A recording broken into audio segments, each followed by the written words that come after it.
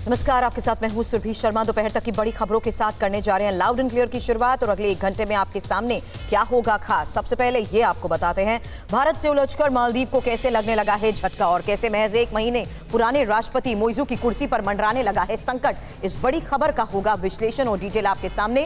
साथ ही 22 जनवरी को राम मंदिर की प्राण प्रतिष्ठा और इसे लेकर प्रधानमंत्री ने अपने मंत्रियों को क्या निर्देश दिए हैं, पूरी डिटेल जानकारी होगी आपके सामने। तीसरी बड़ी खबर अखिलेश यादव से जुड़ी हुई सामने आ रही है। उससे पहले ये 2 बड़ी खबरें, जहां मालदीव की सरकार दिन बचे 3-4, ये इसलिए क्योंकि अब जिस तरीके से बड़ी खबरें मालदीव से सामने आ रही है, सरकार संकट में है। वहीं प्राण प्रतिष्ठा पर प्रधानमंत्री के सख्त निर्देश के साथ साथ सीएम योगी की अयोध्या में मौजूदगी की तस्वीर भी होगी आपके सामने। वहीं तीसरी बड़ी खबर का आगे रुख करेंगे, जहां अखिलेश यादव से जुड़ी हुई ये खबर है। जब पूरा देश राममय नजर आ रहा है, तब समाजवादी पार्टी के बाहर भी कैसे दिखी राम की छटा, पूरी पिक्चर क्लियर अंदाज में आपके सामने होगी। और साथ ही भीषण सर्दी से दिल्ली वाले कैसे कांप रहे हैं, कश्मीर और हिमाचल के झरने, झील, नदियां कैसे फ्रीज हो गई हैं, तस्वीर चंद सेकंड में होगी आपके सामने। तो खबरों के लाउड एंड क्लियर अंदाज के साथ एक दिलकश तस्वीर सबसे पहले आपको दिखा देते हैं, जहां कश्मीर में जब तापमान माइनस में चला जाता है तो पूरी घाटी और भी ज्यादा सुंदर लगने लगती है। पहलगाम और द्रंग से कश्मीर के बर्फीले सौंदर्य की ये तस्वीर देखिए। ठंड इतनी है कि एक झरना जम चुका है। झरने का पानी नीचे बहने की बजाय सफेद बर्फ में तब्दील हो गया है।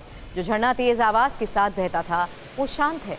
सफेद रंग का ठोस आकार नजर आने लगा है। और सिर्फ इतना ही नहीं, एक झील का पानी भी सफेद हो गया है। पेड़ों पर बर्फ जम चुकी है। बर्फ के भार से कई पेड़ हालांकि झुक जरूर गए हैं, लेकिन कश्मीर के कई इलाकों में पारा जिस तरीके से -5 डिग्री तक पहुंच गया है, कड़कड़ाती ठंड में नदी, नाले, झरने, झील सब जम गए।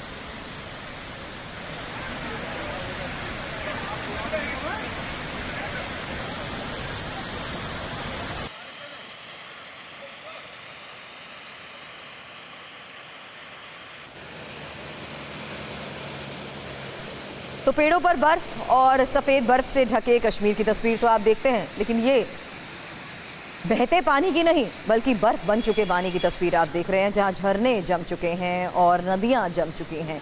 डल झील की तस्वीर तो कल हमने आपको दिखाई थी, लेकिन कड़कड़ाती ठंड के बीच हर तरफ कश्मीर में ऐसी ही तस्वीरें देखने को मिल रही हैं, जहां पेड़ों पर बर्फ जम चुकी है और झरने भी जम चुके हैं। और जैसी तस्वीर कश्मीर से आपने देखी है, वैसी ही तस्वीर हिमाचल प्रदेश में भी देखने को मिल रही है। लाहौल स्पीति के सिसु में पारा -15 डिग्री तक पहुंच गया है और ऐसे में वहां मौजूद एक झील कैसे जम गई, ये तस्वीर देखिए। हालत ये हो गई है कि लोग झील में बर्फ की मोटी सतह पर चलते फिरते नजर आए हैं। बर्फ की इतनी मोटी परत जम चुकी है जिसे तोड़ना भी मुश्किल है। -15 डिग्री में न सिर्फ झील बल्कि आसपास की नदियां जम चुकी हैं।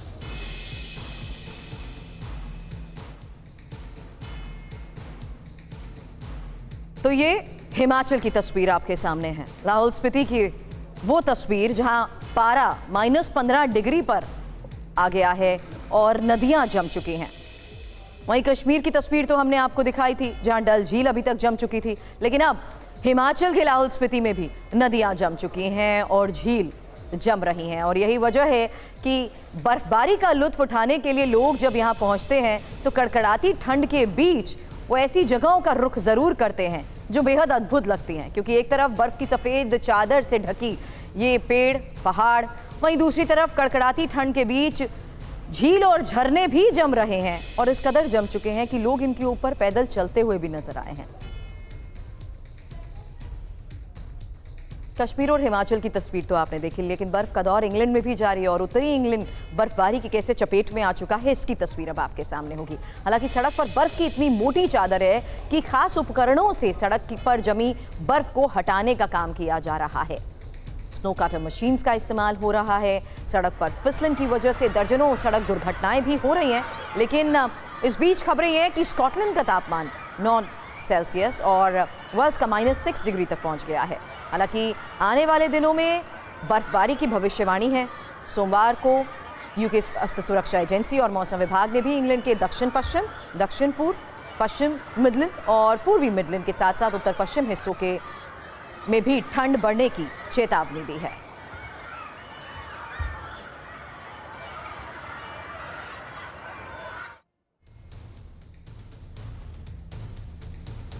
और अब स्पेशल रिपोर्ट बताते हैं आपको भारत के खिलाफ जहर उगलना मालदीव की मौजूद सरकार के लिए कैसे घातक साबित होने जा रहा है। बड़ी खबर, संकट में घिर सकती है मौजूद सरकार। मालदीव का विपक्ष राष्ट्रपति मौजू के खिलाफ अविश्वास प्रस्ताव ला सकता है और मालदीव के विपक्षी नेता अली अजीम का यह बयान सामने आया है, मौजू को सत्ता से हटाया जाना चाहिए। मौजू के खिलाफ अविश्वास प्रस्ताव लाएंगे। अली अजीम की तरफ से अविश्वास प्रस्ताव लाने की बात कही गई है। मालदीव के नए नवेले राष्ट्रपति मोहम्मद मोइजू भारत विरोधी बयानों के चलते ही सत्ता में आए और सत्ता में आते ही उन्होंने अपना रंग भी शुरू कर दिया। पानी तब सिर से ऊपर चला गया जब मालदीव सरकार के मंत्रियों ने प्रधानमंत्री नरेंद्र मोदी के लक्षद्वीप जाने पर आपत्तिजनक भाषा का इस्तेमाल किया। लेकिन अब मौजूद सरकार को इसके साइड इफेक्ट्स भी देखने लगे हैं, क्योंकि अब मौजूद राष्ट्रपति के पद से हटाए जा सकते हैं, क्योंकि वहां का विपक्ष उनके खिलाफ लामबंद हो गया है। मौजू के खिलाफ मालदीव की संसद में अविश्वास प्रस्ताव लाए जाने की बात कही गई है और अगर ऐसा हुआ, अविश्वास प्रस्ताव पास हुआ, तो 1 महीने पुरानी मौजूद सरकार का तख्ता पलट हो सकता है और मौजू को राष्ट्रपति के पद से हटना पड़ सकता है। वहीं मौजू के खिलाफ मालदीव में माहौल बनने लगा है और मालदीव का विपक्ष बार बार एक ही बात कह रहा है कि चीन के लिए भारत और मालदीव के परंपरागत रिश्तों को खतरे में नहीं डाला जाना चाहिए। सुनाते हैं आपको मालदीव के विपक्षी नेताओं में मौजू के खिलाफ कैसा गुस्सा है।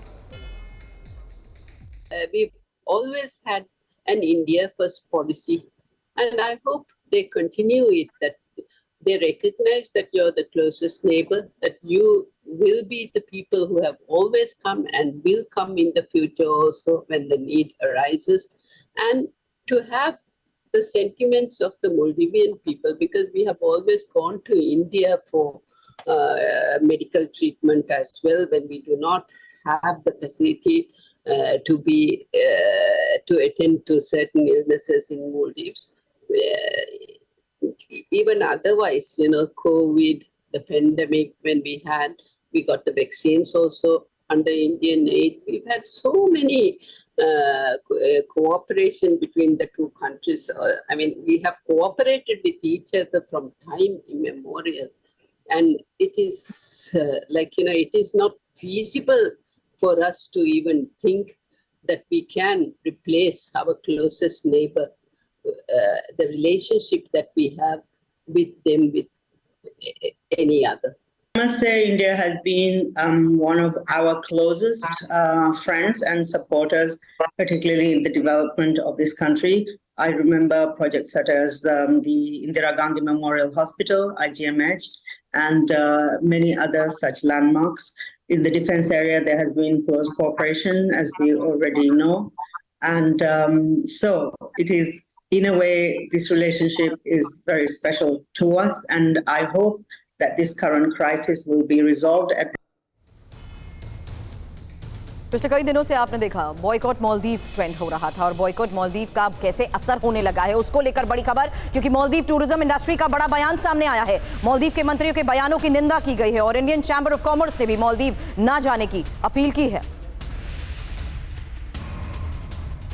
बॉयकॉट मालदीव, कैसे मालदीव पर भारी पड़ने लगा है, इसकी डिटेल जानकारी अब आपके सामने, क्योंकि जनवरी के पहले हफ्ते में ही पिछले साल तक करीब 8 से 15 हजार लोग मालदीव छुट्टियां मनाने के लिए पहुंचे थे। लेकिन इस बार जो डेटा सामने आया है वो पूरी तरीके से बदल चुका है। उसी आधार पर कुछ इन्फॉर्मेशन आपके सामने, क्योंकि नए साल के पहले हफ्ते में कितने भारतीयों ने मालदीव का रुख किया उसी के बारे में ये डिटेल आपके सामने रख रहे हैं। जहां बॉयकॉट मालदीव का ही इसे असर मानना चाहिए, क्योंकि 2 जनवरी जहां पर देखिए 842 भारतीयों ने मालदीव का रुख किया था, वहीं 3 जनवरी को 1319 यह आंकड़ा बताया जा रहा है, जबकि 4 जनवरी को 2372 लोग मालदीव का रुख कर चुके हैं। लेकिन इस बीच ये इसी साल के आंकड़ों के लिहाज से डिटेल इंफॉर्मेशन आपके सामने तारीख के लिहाज से हम इसलिए रख रहे हैं क्योंकि ज्यादातर लोग जिस तरीके से मालदीव का रुख करते हैं, टूरिज्म के लिहाज से भारत सबसे बड़ा कंट्रीब्यूटर माना जाता है और मालदीव की इकोनॉमी टूरिज्म पर जिस तरीके से निर्भर करती है, अगर भारतीय टूरिस्ट ने मालदीव जाना छोड़ा तो कैसे कंगाल हो जाएगा मालदीव, ये जरा देख लीजिए। क्योंकि ये डेटा अब आपके सामने जो हमने रखा उस लिहाज से अभी तक इससे पहले भी एनालाइज किया जा चुका है कि किस तरीके से 70% नौकरियां टूरिज्म सेक्टर से ही हैं, वहीं 14 से 20% आय भारत से है। मालदीव की जहां तक हम बात कर रहे हैं वहां पर्यटकों की संख्या को लेकर भी डेटा इसलिए लगातार बॉयकॉट मालदीव्स के सामने रखा जा रहा है, जहां 20 लाख पर्यटक हर साल मालदीव जाते हैं और 2023 में तो 2 लाख से ज्यादा भारतीय टूरिस्ट मालदीव गए। और इम्पॉर्टेंट ये है कि भारतीय पर्यटक अगर नहीं गए तो जाहिर सी बात है मालदीव के लिए मुश्किलें बढ़ सकती हैं, मालदीव कंगाल तक हो सकता है। प्रोफेसर संजय भारद्वाज विदेश मामलों के जानकार इस वक्त हमें ज्वाइन कर चुके हैं। संजय भारद्वाज जी, पिछले 3 दिनों से जिस तरीके से बॉयकॉट मालदीव में हम टूरिज्म सेक्टर की बात कर रहे हैं, अब तो वहां के खुद के विपक्ष या वहां के खुद के मंत्री इस बात को साफ तौर पर, खुले तौर पर दोहरा रहे हैं कि भारत के साथ रिश्तों में खटास मालदीव पर भारी पड़ सकती है। और टूरिज्म के लिहाज से जिस तरीके का बड़ा कंट्रीब्यूशन मालदीव की इकोनॉमी में भारत का रहा है, उस लिहाज से ये खटास में जाते रिश्ते क्या संकेत देते हैं? देखिए, निश्चित रूप से आप ये बात मान के चलिए कि जो भारत की एक नीति है, पड़ोस देशों के साथ नीति है, उसमें 3 बातें बहुत महत्वपूर्ण है। पहला जो सुरक्षा की बात आती है, दूसरा इकोनॉमिक डेवलपमेंट की बात आती है और तीसरा राजनीतिक स्थायित्व की। ये बात आप मान के चलिए कि भारत के पड़ोसी देश हैं, इन तीनों में भारत एक बहुत बड़ा फैक्टर है। खासकर जब हम इकोनॉमिक डेवलपमेंट की बात करते हैं तो जैसे आपने इंडिकेट किया कि जो टूरिस्ट सेक्टर है उसमें सबसे ज्यादा अगर टूरिस्ट किसी देश से जाते हैं, लगभग 2 लाख टूरिस्ट प्रति वर्ष मालदीव जाते हैं और मालदीव का 60% जीडीपी जो टूरिस्ट सेक्टर से फुलफिल होता है। 70% लोगों को नौकरी टूरिस्ट सेक्टर से मिलती है। तो आप ये बात मान के चलिए कि जो इकोनॉमिक डेवलपमेंट है, चाहे वहां पे हॉस्पिटल डेवलपमेंट हो, स्कूल का डेवलपमेंट हो या आप रोड इंफ्रास्ट्रक्चर, किसी भी तरीके से भारत का जो एक कंस्ट्रक्टिव यूनिलैटरलिज्म और इन कंट्रीज में जो डेवलपमेंटल पार्टनरशिप जो डेवलप की है, वो निश्चित रूप से भारत का इनके साथ सकारात्मक रुख होने की वजह से की है। लेकिन जो डेवलपमेंट पिछले कुछ वर्षों से, कुछ दिनों से हुआ है, खासकर मैं कहूंगा कि जो मोइजू की जो सत्ता में जो एंट्री हुई है, वो इंडिया आउट के नारे पे हुई है। वो बिल्कुल निश्चित रूप से साउथ एशिया के किसी भी देश के लिए, भारत के लिए एक गुड न्यूज़ नहीं है, क्योंकि ज़्यादातर जो मालदीव के लोग हैं वो भारत के पक्षधर हैं। उसमें अगर ये उनका सत्ता में आने का एक बहुत बड़ा फैक्टर ये था कि जो इस इंपॉर्टेंट फैक्टर पर सत्ता में आने और सत्ता में अब मुश्किलें किस तरीके से बढ़ रही हैं, इस बारे में आपसे अगला सवाल होगा। लेकिन उससे पहले भारत और मालदीव के रिश्ते जिस तरीके से पुराने हैं और हर सुख दुख में भारत मालदीव के किस तरीके से काम आया है, मौजूद सरकार भारत को मालदीव से बेदखल करना चाहती है। और अब आपको हम ये भी बता देते हैं कि भारत मालदीव का कैसे हमसाया बना रहा है। कुछ इंफॉर्मेशन अब आपके सामने रख रही हूं, जहां देखिए किस तरीके से भारत मालदीव के राष्ट्राध्यक्षों के बीच डायरेक्ट फोन सर्विसेज को लेकर बड़ी खबरें सामने आ चुकी हैं। 911 नंबर के जरिए दोनों देशों के राष्ट्राध्यक्ष बातचीत करते हैं। यहां तक कि 2004 की सुनामी के बाद 10 करोड़ की मदद को लेकर भी बड़ी खबर सामने आई थी और 2014 में मालदीव में पेयजल संकट के वक्त भी भारत से पानी भेजा गया था। हालांकि 2018 से 2022 के बीच 1100 करोड़ रुपए की मदद हुई थी और 212 स्कूलों में 25% टीचर्स भारतीय हैं। ये चंद उदाहरण हैं भारत ने कैसे मालदीव की बार-बार मदद की और इसकी इतनी अंतहीन लिस्ट है जिसे यहां दिखाना भी मुश्किल है। लेकिन मालदीव की अर्थव्यवस्था इतनी छोटी है कि वो खुद अपनी रक्षा नहीं कर सकता। ऐसा हम क्यों कह रहे हैं? क्योंकि भारत मालदीव और को हथियार और बोट भी देता है, जिससे मालदीव का रक्षा मंत्रालय आगे बढ़ पाता है। अब आपको एक लिस्ट दिखाते हैं जिससे आपको यह भी पता चलेगा कि भारत ने मालदीव की कितनी मदद की है और मालदीव की रक्षा जिस तरीके से भारत के भरोसे रही है, उस लिहाज से ये डेटा आपके सामने, जहां देखिए मई 2023 में एक फास्ट पेट्रोल वेसल, वहीं मई 2023 में ही एक लैंडिंग क्राफ्ट असॉल्ट शिप भी भेजा गया था। और इंपॉर्टेंट यह भी है कि 2 समुद्री एम्बुलेंस जनवरी 2023 में भी दी गई थी। इसके साथ ही 2020 में एक डोनिया एयरक्राफ्ट को लेकर खबर आई थी। साथ ही 2013-2010 में एक ध्रुव हेलीकॉप्टर भेजे जाने की भी खबर सामने आई थी और इससे पहले 1992 में 4 बख्तरबंद लड़ाकू वाहन भी भेजे गए थे। तो ये मालदीव की रक्षा कैसे भारत भरोसे रही है और किस लिहाज से यहां पर आज के इस हालात में मालदीव में मुश्किलें बढ़ती जा रही हैं, उसको लेकर संजय भारद्वाज फॉरेन मामलों के जानकार के साथ हम चर्चा भी कर रहे हैं। और ये सवाल मैं आपसे अब इसलिए करना चाहती थी क्योंकि ये टाइमिंग बहुत इंपॉर्टेंट हो जाती है, जहां मौजूद सरकार के खिलाफ अविश्वास प्रस्ताव की खबर आती है, उनकी चाइना में जिनपिंग के साथ मुलाकात होती है और उस दौरान ग्लोबल टाइम्स की तरफ से भी एक लेख छपता है और उस बीच ये पूरा विवाद। इन कड़ियों को आप कैसे जोड़कर देखते हैं? निश्चित रूप से टाइमिंग बहुत महत्वपूर्ण है, लेकिन मैं उससे पहले एक बात कहना चाहता हूं कि जो मौजूद की सत्ता में जो आए हैं, उसका बड़ा कारण था कि जो अपोजिशन दो पॉलिटिकल कॉन्स्टिट्यूएंट्स थे, एक सोलीक को लीड कर रहे थे, दूसरे मोहम्मद नसीद कर रहे थे। उनमें फैक्शन की वजह से इनका सत्ता में आना हुआ। मेजोरिटी जो मालदीव की जनता है वो मौजू के साथ नहीं थी, पहली बात। दूसरी बात की ये बात ध्यान में रखना चाहिए कि मालदीव में 98% पॉपुलेशन मुस्लिम है, सुन्नी मुस्लिम है। Okay. और पाकिस्तान पिछले कई वर्षों से कोशिश कर रहा था कि मालदीव की जनता को रेडिकलाइज किया जाए, इस्लाम को वहां पे फंडामेंटलिज्म को बढ़ाया जाए। और उसमें जो सबसे बड़ा फैक्टर बन रहा था कि चाइना अपना पैसेज बना रहा था इकोनॉमिकली, तो जो पॉलिटिकल और इकोनॉमिक इंटरफेरेंस जो पाकिस्तान और चीन का हुआ है वो निश्चित रूप से एक एंटी इंडिया कॉन्स्टिट्यूएंसी को डेवलप करने में कारगर हुआ और मौजू की वापसी आ गई। लेकिन मौजू ये बात नहीं समझ रहे कि जो भारत पे जो कॉम्प्लेक्स इंटरडिपेंडेंसी है, जो आपने भी जिक्र किया, वो बहुत ज्यादा गहरी है और वो राजनीतिक रूप से, आर्थिक रूप से मालदीव में स्थायित्व नहीं ला सकते जब तक भारत के साथ उनके अच्छे मधुर संबंध नहीं हो। क्योंकि जो मालदीव की जो अर्थव्यवस्था है वो भारत पर बहुत अत्यधिक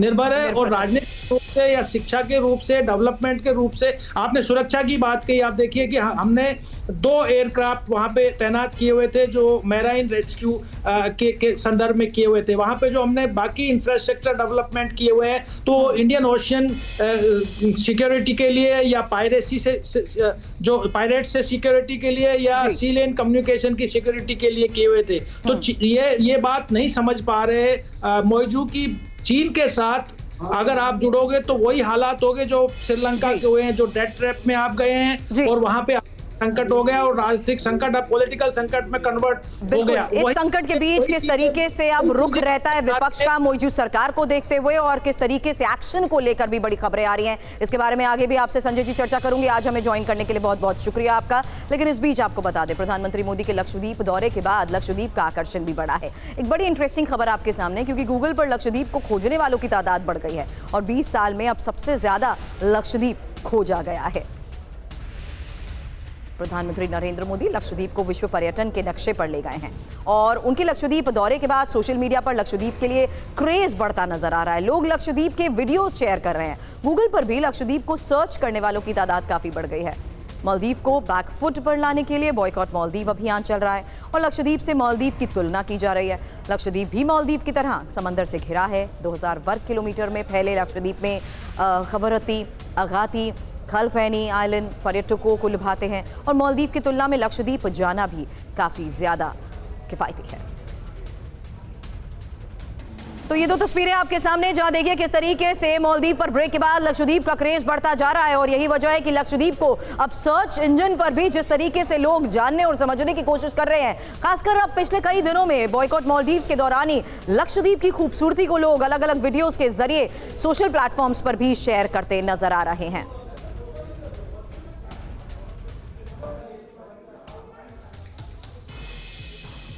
और अब एक ऐसी खबर जिसे सुनकर आपकी रूह कांप जाएगी।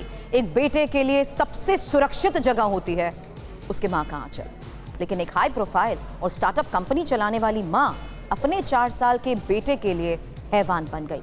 ये खबर अब डिटेल में आपके सामने, क्योंकि सबसे बड़ी खबर आई गोवा में 4 साल के बेटे की हत्या को लेकर। सीईओ मां ने किया 4 साल के बेटे का कत्ल। बैग में शव रखकर बेंगलुरु पहुंची ये कातिल मां। कर्नाटक पुलिस ने शव के साथ इसको गिरफ्तार किया है और सफाई के वक्त खून के धब्बे मिलने पर शक जिस तरीके से गहराता गया, उस लिहाज से इस पूरे मामले की इन्वेस्टिगेशन का दायरा भी बढ़ता गया।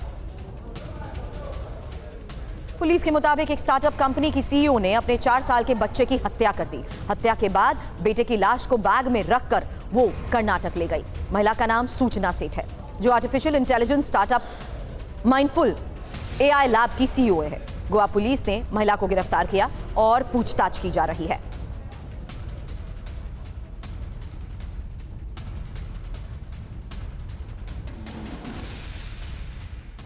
जब इनके लगेज ओपन करके देखा तो उसमें बच्चे का डेड बॉडी मिला। जिस तरीके से डेड बॉडी मिला उससे एक कॉग्निजेबल ऑफेंस बनता है, तो इमीडिएटली कलंगुट पुलिस स्टेशन ने होटल के सुपरवाइजर के कंप्लेंट में मर्डर का एफआईआर रजिस्टर किया 302, 201 and section 8 of Goa children's act. Immediately Paresh के टीम इधर से चित्रदुर्गा डिस्ट्रिक्ट पहुंचा आईमंगला पुलिस स्टेशन में, तो वहाँ से वो लेडी को हमने डिटेन किया, वहाँ पे अरेस्ट किया, वहाँ पे कोर्ट में पेश किया और ट्रांसिट रिमांड लेके अभी गोवा में जज के पास प्रोड्यूस करेंगे। होटल के स्टाफ रूम के सफाई के लिए गया तो वहाँ पे रेड कलर्ड स्टेन्स मिला, जो उनको लगा ये ब्लड है। इमीडिएटली होटल के लोगों ने पुलिस स्टेशन कलंगूट को इन्फॉर्म किया। एक मां ने 4 साल के बेटे का कत्ल किया, क्यों? ये इस वक्त का सबसे बड़ा सवाल है। लेकिन उससे पहले बेटे के कत्ल के पीछे की पूरी कहानी इंफॉर्मेशन वॉल पर आपको बताते हैं, जहां 6 जनवरी को बेटे के साथ ये महिला गोवा पहुंची थी और 8 जनवरी को होटल से इसने चेकआउट किया। अब इंपॉर्टेंट इसमें यह है कि गोवा के होटल में 4 साल के बेटे की हत्या को अंजाम दिया गया और शव को बैग में रखकर टैक्सी से ये बेंगलुरु गई। एक छोटी सी इंफॉर्मेशन इस इंफॉर्मेशन के साथ आपके सामने रखना चाहूंगी, क्योंकि सीसीटीवी तस्वीरों के जरिए यह साफ हुआ कि यह महिला बच्चे के साथ चेक इन कर रही थी, लेकिन जब इसने होटल से चेकआउट किया तो ये अकेले थी। और इंपॉर्टेंट ये भी कि महिला ने होटल के स्टाफ को बैग के साथ टैक्सी से बेंगलुरु जाने की बात कही थी, इसीलिए शक और ज्यादा गहराता गया। हालांकि इंपॉर्टेंट ये भी है कि सफाई के वक्त खून के धब्बे मिलने के बाद शक गहरा गया और होटल स्टाफ ने गोवा पुलिस को इसके बारे में जानकारी दी और गोवा पुलिस टैक्सी ड्राइवर के जरिए सूचना तक पहुंची। गोवा पुलिस ने इसकी जानकारी कर्नाटक पुलिस को साझा की और पुलिस ने सूचना को बेटे के शव के साथ हिरासत में लेकर पूछताछ शुरू कर दी है। आपको यह भी बताते हैं कि बेटे की हत्या करने वाली कातिल मां, जिसका नाम सूचना सेठ है, इसका पूरा आखिर प्रोफाइल है क्या? हत्या करने वाली सूचना सेठ 39 साल की है, startup module mindful AI lab की को-फाउंडर है। एआई में काम करने का 12 साल का इनका अनुभव भी है। हालांकि 2021 में एआई एथिक्स लिस्ट में 100 लोगों में ये शामिल भी बताई गई है, यानी 100 प्रभावशाली महिलाओं की सूची में भी इनका नाम आता है। लेकिन अब जिस तरीके से सूचना सेठ ने अपने बेटे की हत्या की है, 4 साल के मासूम की हत्या को अंजाम दिया है, उसको लेकर अब सवाल जवाब किए जा रहे हैं और हत्या के पीछे की वजह क्या हो सकती है, ये जानना जरूरी है। पति से विवाद की वजह से हत्या की आशंका जताई जा रही है। सूचना सेठ की 2010 में शादी हुई थी और 2019 में सूचना ने बेटे को जन्म दिया। 2020 में ही पति पत्नी के बीच विवाद शुरू हो गया था। सूचना सेठ ने पति से तलाक लिया और कोर्ट ने बच्चे को हर रविवार पिता से मिलने का आदेश दिया था। हालांकि सूचना ये नहीं चाहती थी कि उसका पति बेटे से मिले। और क्या यही एक वजह है कि अब सूचना सेठ ने अपने 4 साल के बच्चे को मौत के घाट उतार दिया? राजीव हमारे सहयोगी मामले की इन्वेस्टिगेशन पर नजर बनाए हुए इस वक्त हमें ज्वाइन कर चुके हैं। राजीव, हत्या की वजह क्या है, ये जानना बहुत जरूरी है। देखिए, हत्या की असली वजह क्या है, इसको लेकर अभी पुलिस जो है सूचना सेठ का इंतजार कर रही है कि कब उसे गोवा लाया जाएगा और उसके बाद में उसे इंट्रोगेट किया जाएगा। लेकिन इनिशियल लेवल पर जब आर्यमंगलम पुलिस स्टेशन में उसे रोका गया था, टैक्सी ड्राइवर चूंकि खुद पुलिस थाने में टैक्सी लेकर चला गया और वहां पर उन्होंने लोकल पुलिस अधिकारियों को गोवा की पुलिस ने पहले ही ब्रीफ कर दिया था कि टैक्सी में जो लगेज है उसको चेक किया जाए, तो लगेज में उस बच्चे का शव मिला था। और उसके बाद में इनिशियल लेवल की इंक्वायरी में बात सामने आई कि दरअसल महिला ने बताया कि उसके पति से काफी समय से अनबन चल रहा है, डिवोर्स का भी मामला चल रहा है और वो कोर्ट का एक आदेश आया है। अभी तक उस आदेश की कॉपी हालांकि गोवा पुलिस कह रही कि उनके पास नहीं है, उसको स्टडी करना है। लेकिन सूत्रों के हवाले से एक खबर है कि दरअसल कोर्ट ने यह आदेश दिया था कि हर सप्ताह बच्चे को उसके पिता से मुलाकात कराई जाए, उसके साथ रहने का आदेश दिया था कोर्ट ने। लेकिन इस बात से महिला कहीं ना कहीं आहत थी, वो नहीं चाहती थी कि उसके बच्चे की पति के साथ में किसी तरह की मेल मुलाकात हो और इसी बात को लेकर उसने बच्चे की हत्या की है। बच्चे की हत्या किस तरह से अंजाम दिया गया उसको लेकर भी अभी गोवा पुलिस के जो एसपी है नॉर्थ के, उनका कहना है कि अभी फॉरेंसिक इस पूरे मामले में पोस्टमार्टम रिपोर्ट का इंतजार किया जा रहा है। आर्यमंगलम इलाके में जहां पर यह थाना है, जहां पर महिला को हिरासत में लिया गया था, वहीं की लोकल हॉस्पिटल में जो सरकारी अस्पताल है वहां पर बच्चे के पोस्टमार्टम के लिए अस्पताल को सौंपा गया है। वहां से जब पोस्टमार्टम की रिपोर्ट आ जाएगी उसके बाद इस पूरे मामले में खुलासा होगा कि आखिर बच्चे की हत्या गला दबाकर की गई या फिर कोई और वजह है। हालांकि जो खून के धब्बे मिले हैं उससे स्पष्ट है कि गला दबाकर हत्या नहीं की गई हो, कहीं ना कहीं बच्चे के शरीर पर जख्म के निशान हो सकते हैं और यही वजह है कि पोस्टमार्टम रिपोर्ट का इंतजार किया जा रहा है। लेकिन जिस तरह से इस पूरे मामले का खुलासा हुआ वो कहीं ना कहीं उस होटल स्टाफ के प्रेजेंस ऑफ माइंड और गोवा पुलिस की भी तारीफ करनी पड़ेगी, परेश नाइक नाम के उस इंस्पेक्टर की, और जो कोऑर्डिनेशन उन्होंने इस पूरे बनाया उसके जरिए महिला की आसानी से गिरफ्तारी भी हो सकी और मामले का खुलासा हुआ। मामले की इन्वेस्टिगेशन पर राजीव नजर बनाए रखें, आगे भी इस बारे में लेंगे आपसे अपडेट। शुक्रिया। बढ़ते हैं आगे, देखिए इस वक्त की 10 बड़ी खबरें सुपरफास्ट अंदाज में। राम मंदिर पर प्रधानमंत्री मोदी का मंत्रियों को सख्त निर्देश, आस्था दिखाएं, एग्रेशन नहीं, बेवजह की बयानबाजी से बचे, मर्यादा का हर कोई ख्याल रखे। दिल्ली में यूपी में सीट शेयरिंग को लेकर कांग्रेस की अलायंस कमेटी की बैठक होगी और बैठक में समाजवादी पार्टी के साथ आरएलडी भी हो सकती है शामिल। लखनऊ में समाजवादी पार्टी की बैठक, मीटिंग में लोकसभा चुनाव, बूथ मैनेजमेंट और कांग्रेस से सीट शेयरिंग पर चर्चा। लखनऊ में समाजवादी पार्टी के दफ्तर के बाहर लगा राम मंदिर का पोस्टर में लिखा है, आ रहे हैं हमारे प्रभु श्री राम। महाराष्ट्र में 17 से 19 सीटों पर लड़ सकती है शिवसेना। सूत्रों के अनुसार 13 से 15 सीटें एनसीपी को मिलने की खबर, कांग्रेस को मिल सकती हैं 12 से 14 सीटें। मालदीव विवाद पर शरद पवार का बयान, कोई भी देश पीएम पर टिप्पणी करता है तो वो बर्दाश्त नहीं, राजनीति में करते रहेंगे विरोध। लोकसभा चुनाव के लिए आरएसएस ने संभाला मोर्चा, चुनाव के लिए तैनात होंगे समन्वयक। इंडिया गठबंधन के सहयोगी दलों की बैठक होगी और सीपीआई के महासचिव डी राजा, लालू प्रसाद की मुलाकात, सीट शेयरिंग पर दोनों नेताओं के बीच चर्चा। नौकरी के बदले जमीन मामले में ईडी ने राउज एवेन्यू कोर्ट में चार्जशीट दाखिल की और चार्जशीट में राबड़ी देवी, मीसा भारती, हेमा यादव का नाम भी है शामिल। जेपी नड्डा ने बीजेपी मुख्यालय में बुलाई राष्ट्रीय महामंत्रियों की बैठक, राम मंदिर, लोकसभा चुनाव से जुड़े मुद्दों की रणनीति पर चर्चा। और 22 जनवरी को राम मंदिर प्राण प्रतिष्ठा की पावन घड़ी आने वाली है, लेकिन उससे पहले प्रधानमंत्री ने निर्देश दिए हैं और बड़ी खबर यह है कि राम मंदिर पर मंत्रियों को प्रधानमंत्री का यह निर्देश, जहां पीएम ने कहा आस्था दिखाएं, आक्रामकता नहीं। प्रधानमंत्री ने कहा बेवजह की बयानबाजी से बचें। प्रधानमंत्री की तरफ से कहा गया मर्यादा का हर कोई ख्याल रखे, 22 जनवरी को लेकर माहौल खराब ना हो। मंत्रियों को पीएम के निर्देश आखिर हैं क्या, इसकी डिटेल इंफॉर्मेशन अब आपके सामने। जहां मंत्रियों को प्रधानमंत्री के निर्देश के मुताबिक खबर ये सामने आई कि प्राण प्रतिष्ठा कार्यक्रम को लेकर सचेत रहने की बात कही गई है। साथ ही ये भी कहा गया कि आस्था दिखाएं, आक्रामकता नहीं, बेवजह की बयानबाजी से बचने का निर्देश भी दिया गया है।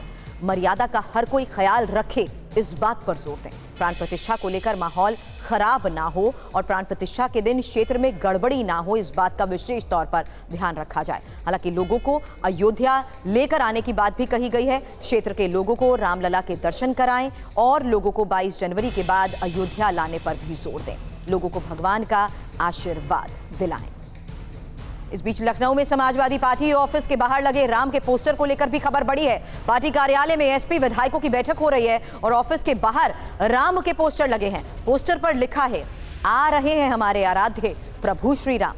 ऑफिस के बाहर आशुतोष सिंह के नाम से पोस्टर लगे हैं। समाजवादी पार्टी के ऑफिस से टीवी 9 संवाददाता प्रीति श्रीवास्तव की ये रिपोर्ट देखिए। आप ये देख पा रहे होंगे कि सपा कार्यालय के बाहर मेरे आराध्य प्रभु श्री राम आ रहे हैं। ये इस तरीके के जो पोस्टर्स हैं वो समाजवादी पार्टी के बाहर लगाए गए हैं। और आज मैं आपको बता दूं कि आज समाजवादी पार्टी के अंदर एक महत्वपूर्ण बैठक चल रही है, जिस बैठक में सभी विधायकों को और जो भूतपूर्व विधायक हैं उन सभी लोगों को यहाँ पर बुलाया गया है और साथ ही ये संदेश देने की कोशिश की गई है, क्योंकि जिस तरीके से यहाँ पर पोस्टर्स लगाए गए हैं श्री राम के कि मेरे प्रभु श्री राम आ रहे हैं, मेरे आराध्य आ रहे हैं, और ये बताने की कोशिश की गई है कि प्रभु श्री राम सबके हैं, आपके भी हैं, हमारे भी हैं, प्रभु श्री राम सबके हैं। और जहां तक यहाँ पर अंदर जो बैठक चल रही है, एक महत्वपूर्ण बैठक चल रही है, तो ये बताने की कोशिश की गई है, सभी को संदेश देने की कोशिश की गई है कि प्रभु श्री राम और राम मंदिर पर किसी भी तरीके की जो बयानबाजी है वो नहीं होने चाहिए। और रामलला की प्राण प्रतिष्ठा पर चंपत राय की तरफ से कहा गया, रामलला के नूतन विग्रह की प्राण प्रतिष्ठा होगी। 22 जनवरी को 7 शुभ और अद्भुत संयोग है।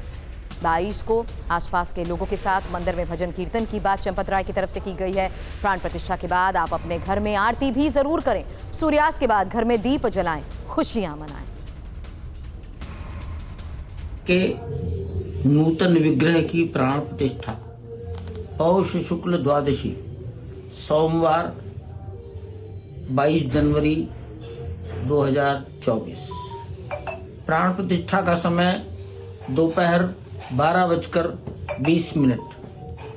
प्राण प्रतिष्ठा पर विशेष उपस्थिति सानिध्य भारत के प्रधानमंत्री माननीय नरेंद्र भाई मोदी, राष्ट्रीय स्वयंसेवक संघ के सरसंघचालक डॉक्टर मोहन राव भागवत, उत्तर प्रदेश की राज्यपाल महोदया आनंदीबेन पटेल प्रातःकाल 10 बजे से पास पड़ोस के तमाम समाज को अपने मंदिर में इकट्ठा करें, भजन कीर्तन करें, आनंदोत्सव मनाएं। प्राण प्रतिष्ठा होने के पश्चात आरती होगी आप भी अपने गांव मोहल्ले के मंदिर में आरती करिए। सूर्यास्त के बाद अपने घर के आंगन पर अपने हृदय के आनंद को दीप जलाकर प्रकट करिए।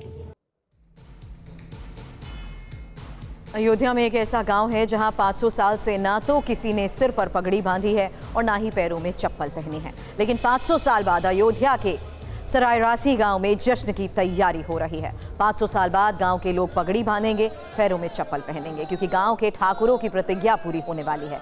दरअसल 1528 में बाबर ने राम मंदिर तोड़वाकर मस्जिद बनवाई थी। उसके विरोध में गांव के ठाकुर मीर बाकी की सेना से लड़े।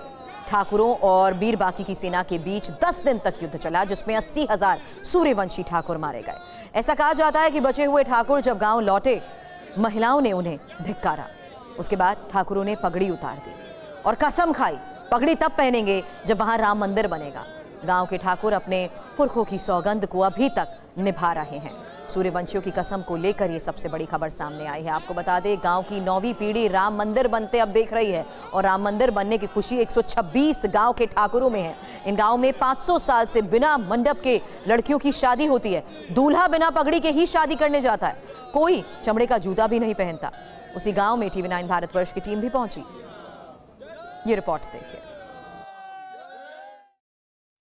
अयोध्या में भगवान राम की प्राण प्रतिष्ठा के साथ ही पूरे क्षेत्र में उत्सव जैसा माहौल है। इस वक्त मैं अयोध्या के सरायरासी गांव में मौजूद हूं, जहां पर प्राण प्रतिष्ठा के साथ ही 500 साल पुरानी एक परंपरा टूटने वाली है। यहाँ के लोगों ने संकल्प लिया था कि वो तब तक सर में पगड़ी नहीं पहनेंगे और अपने पैरों में चमड़े के जूते नहीं पहनेंगे जब तक भगवान राम के मंदिर का निर्माण अयोध्या में नहीं हो जाता। इस वक्त मैं यहाँ पर मौजूद हूँ और मेरे सामने ये 2 पगड़ियाँ रखी हैं। यहाँ के लोग आज भी पगड़ी ज़रूर संभाल कर रखते हैं, लेकिन उसे सर में धारण नहीं करते।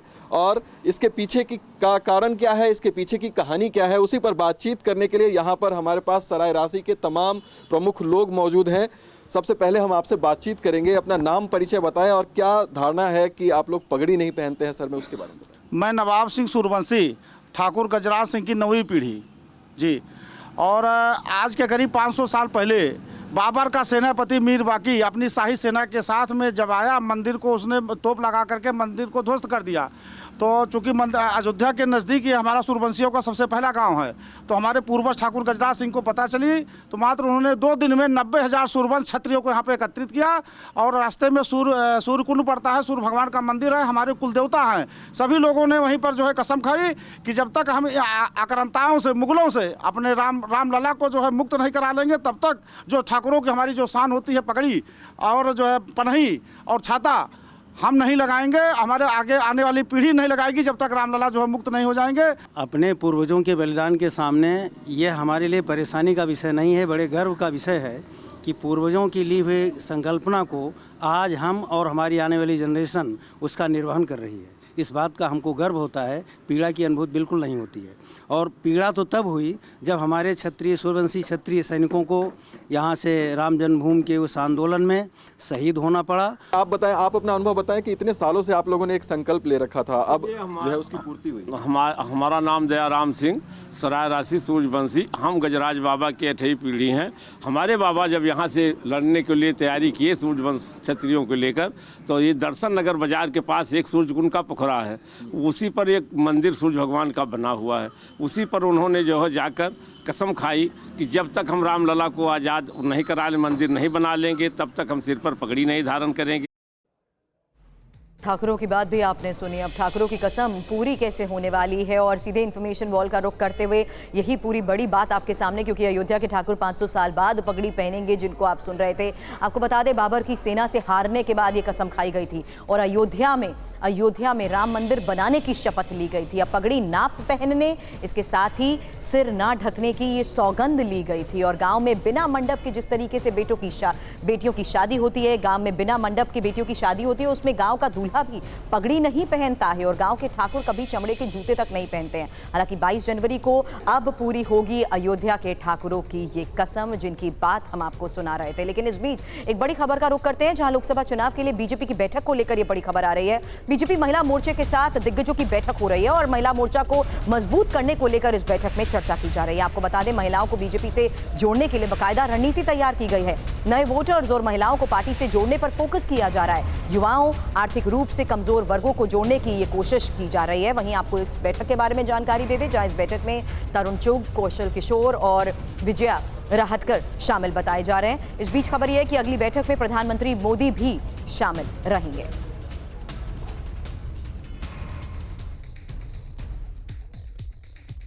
और महिलाओं के लिए मोदी सरकार की योजनाओं के बारे में इंफॉर्मेशन वॉल का रुख करते हुए एक क्विक जानकारी आपके सामने रखते हैं, जिसको देखते हुए बेटी बचाओ बेटी पढ़ाओ योजना का लगातार जिक्र किया जाता है, सुकन्या समृद्धि योजना, साथ ही महिलाओं को 33% आरक्षण और साथ ही महत्वपूर्ण यह भी है कि महिला सम्मान बचत पत्र को लेकर भी खबरें आई हैं। प्रधानमंत्री मातृ वंदन योजना हो, 3 तलाक पर कानूनी पाबंदी हो, प्रधानमंत्री उज्ज्वला योजना हो या महिला ई हाथ स्कीम शुरू करने पर फोकस किया गया हो। इन तमाम योजनाओं के बारे में आज जिक्र इसलिए क्योंकि महिलाओं के लिए जिस तरीके से कई स्टार्टअप स्कीम लाई गई हैं, बीजेपी का ये गेम चेंजर प्लान है, जिसके तहत वो अब महिलाओं पर फोकस करते हुए आज भी ये महत्वपूर्ण बैठक कर रहे हैं। और महिलाओं को देखते हुए हेल्पलाइन स्कीम योजनाओं के साथ साथ महिलाओं के लिए स्टार्टअप स्कीम के साथ साथ पोषण अभियान हो या हेल्पलाइन स्कीम योजना हो, महिला शक्ति केंद्र स्कीम हो, 1 रुपए में सैनिटरी पैड देना हो, फ्री सिलाई मशीन योजना हो या आयुष्मान योजना हो, ये तमाम वो योजनाओं का जिक्र हम यहाँ पर कर रहे हैं, जिसको देखते हुए आज की ये बैठक बहुत महत्वपूर्ण मानी जा रही है। मेरे सहयोगी आमोद जी इस वक्त हमें ज्वाइन कर चुके हैं। आमोद जी, क्या फिलहाल बैठक के बारे में बड़ी खबर सामने आ रही है? क्योंकि अभी खबर यह भी आई कि अगली बार जब बैठक होगी या अभी जो बैठक होने वाली है उसको देखते हुए महिलाओं पर फोकस किया जा रहा है, नए वोटर्स के साथ साथ युवाओं पर फोकस। बिल्कुल, देखिए, महिलाओं को बीजेपी ने बिल्कुल केंद्र में रखा हुआ है इस बार चुनाव में, और युवाओं को भी रखा हुआ है। किसान और गरीब, ये 4 प्रधानमंत्री ने जो नाम लिए थे, उन चारों वर्गों को खास करके टारगेट किया जा रहा है। उसमें आज महिलाओं को लेकर जो बैठक चल रहा है महिला मोर्चा का, उसमें मुख्य तौर पे जो बैठक है उसके पीछे बीजेपी ने एक बहुत बड़ा लंबा चौड़ा काम महिला मोर्चा को सौंपा है। उसमें यह है कि जो सेल्फ हेल्प ग्रुप हैं उनको ज़्यादा से ज़्यादा महिलाओं को अपने साथ जोड़ना है। और इसमें जो लखपति दीदी हैं, जिसको प्रधानमंत्री ने मध्य प्रदेश छत्तीसगढ़ चुनाव के दरमियान जाकर एड्रेस भी किया था, लखपति दीदियों की संख्या बढ़ाकर 2 करोड़ करने का जो मोदी सरकार का लक्ष्य है उसको कैसे पूरा करेगी बीजेपी सरकार 2024 में आने के बाद, उस पर एक रणनीति बनाई जा रही है। और उसको लेकर कैसे अवेयरनेस फैलाया जाए जन जन में जाकर महिलाओं के बीच, उसको लेकर रणनीति बनाई जा रही है। इसके अलावा जो कमल शक्ति वॉरियर्स 1 करोड़ निर्मित करने हैं, जो यूथ महिलाएं हैं, यूथ लड़कियां हैं, उसमें कमल शक्ति वॉरियर्स 1 करोड़